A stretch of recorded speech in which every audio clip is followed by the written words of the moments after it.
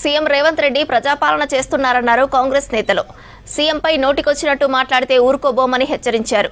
కేంద్రం నుంచి తెలంగాణకు ఎన్ని నిధులు తెచ్చారో బీజేపీ ఎంపీలు చెప్పాలన్నారు. సంస్కృతి, సంప్రదాయాలు, ఆచార వ్యవహారాలను కాపాడుకోవాలన్నారు కాంగ్రెస్ లీడర్లు.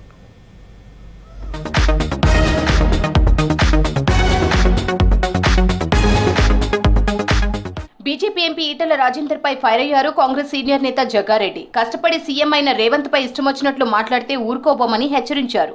బీజేపీ రాష్ట్ర అధ్యక్ష పదవి రాలేదని ఈటెల ఫ్రస్ట్రేషన్ లో ఉన్నారని చెప్పారు.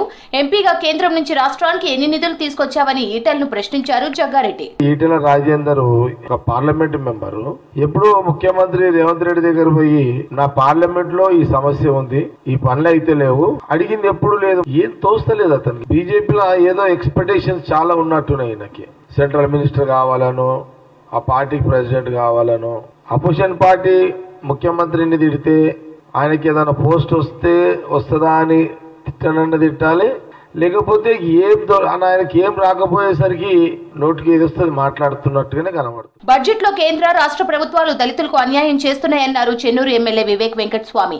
ఎస్సీ వర్గీకరణతో మాలలు తీవ్రంగా నష్టపోతున్నారని చెప్పారు.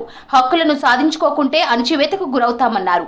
ఇటీవల హైదరాబాద్ పరేడ్ గ్రౌండ్స్ లో అందరూ ఆశ్చర్యపోయేలా మాలల ఐక్యత చాటామన్నారు. తిరుపతిలో మాలల ఆత్మగౌరవ సభకు ముఖ్య అతిథిగా హాజరయ్యారు వివేక్ వెంకటస్వామి. ప్రభుత్వ, ప్రైవేట్ రంగాల్లో రిజర్వేషన్లు సాధించాలన్నారు. మన ఆంధ్రప్రదేశ్ లో అందరు కూడా ఒక తాటిపైకి వచ్చి మన మాలల సమస్యను మనము ప్రభుత్వం దగ్గరికి, రాష్ట్ర ప్రభుత్వం దగ్గరికి, కేంద్ర ప్రభుత్వం దగ్గరికి తీసుకువెళ్ళాలంటే మాలలందరూ కూడా ఐక్యతంగా ఉండాలి. మాలలందరూ కూడా పెద్ద సంఖ్యలో బయటకు వచ్చి చలో సార్ మనము అద్భుతమైన మీటింగ్ హైదరాబాద్ లో పెట్టుకుందాము. సంస్కృతి, సంప్రదాయాలను ప్రతి ఒక్కరూ కాపాడుకోవాలన్నారు ప్రభుత్వ విప్ ఆది శ్రీనివాస్. రాజన్న సిరిసిల్ల జిల్లా వేములవాడ శ్రీ రాజరాజేశ్వర స్వామి అనుబంధ ఆలయమైన నాంపల్లిలో లక్ష్మీ నరసింహస్వామి వారి కళ్యాణంలో ఆయన పాల్గొన్నారు. రాష్ట్ర ప్రభుత్వం తరపున పట్టు వస్త్రాలు సమర్పించారు. నాంపల్లి లక్ష్మీ నరసింహస్వామి ఆలయ అభివృద్ధికి కృషి చేస్తానన్నారు శ్రీనివాస్.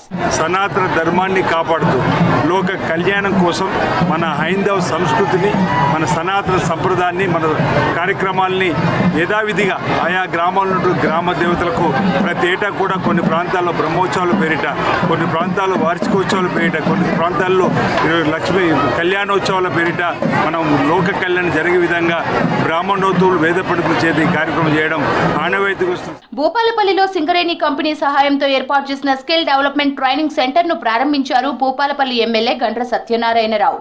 ఈ సెంటర్ లో చదువుకున్న నిరుద్యోగ యువతకు శిక్షణను ఇస్తామని చెప్పారు.